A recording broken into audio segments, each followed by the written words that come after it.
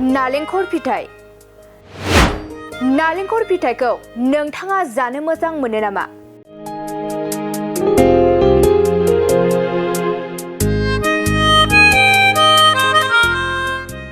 नाथाय नोंथाङा मिथिगौना नालेंखर फिथाइया जोंनि देहायाव मा मुलाम्फा खालामो?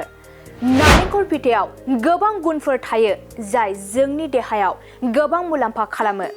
नालेंखर फिथाइयाव भिटामिन डी, भिटामिन ई, भिटामिन बी आरो फाइबार बायदिजों बुंफबनाय मोनसे जाग्रा फिथाइ।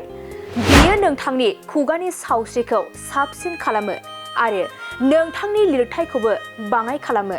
लोगोसे नालेंखर फिथाइनि बिदैयाबो नोंथांनि बिखानि सावस्रि, डाइजेशन, मेलेमनि सावस्रि आरो ब्लाड सुगारनि होबथानो हानाय गोहोखौ बांहोयो।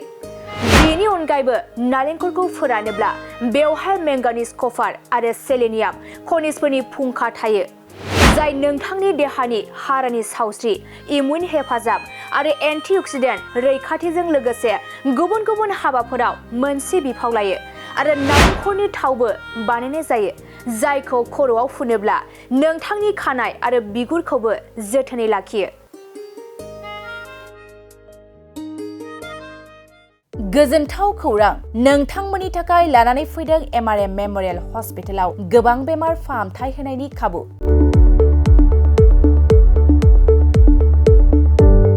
बेमारि सुबुंफोरनि थाखाय गोजोनथाव खौरां! एमआरएम मेम'रियेल हस्पिटालाव मोजां रोंगौथि गोनां डक्टरफोरजों बेमारि सुबुंफ्रा मोजां फाहामथाय लानो हानाय सुबिदाखौ लानानै फैबाय एमआरएम मेम'रियेल हस्पिटाला।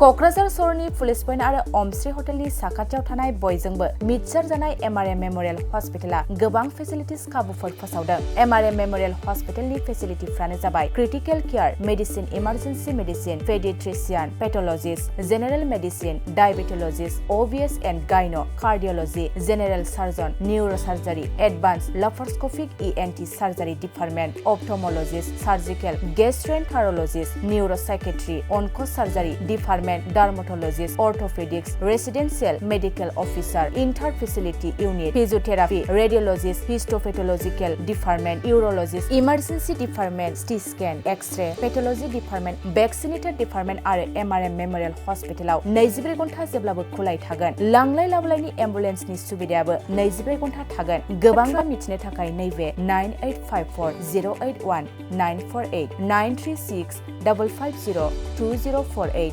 जानबुं नाम्बाराव फन खालामनानै नोंथाङा मिथिनानै लानो हागोन।